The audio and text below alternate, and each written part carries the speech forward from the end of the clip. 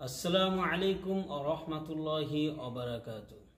আজকে আলোচনা করব যু শব্দ নিয়ে। যু এই শব্দটি দুই প্রকার।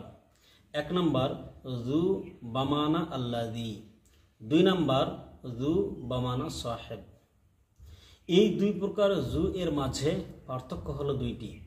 এক নম্বর পার্থক্য হলো যু বামানা আল্লাযী, যেই যু শব্দটি আল্লাযী এর অর্থে হয় সেটা মাবনি, আর যেই যু শব্দটি সাহেব এর অর্থে হয় সেটা হলো মুরাব, অর্থাৎ আসমায়ে সিত্তা মুকাব্বারা।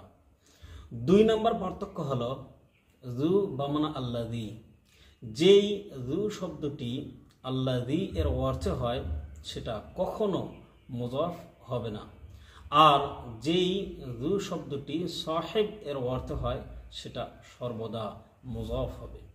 এই যে পার্থক্যটি আমি বললাম, এই পার্থক্যটি মনে রাখা খুবই জরুরি। যু এই শব্দটি মুরাব নাকি মাবনি, যু এই শব্দটি আল্লাযীর অর্থে হয়েছে নাকি সাহেব এর অর্থে হয়েছে, এটা বোঝার জন্য আশা করছি এই আলোচনাটি বুঝতে পেরেছেন। আসসালামু আলাইকুম ওয়া রাহমাতুল্লাহ।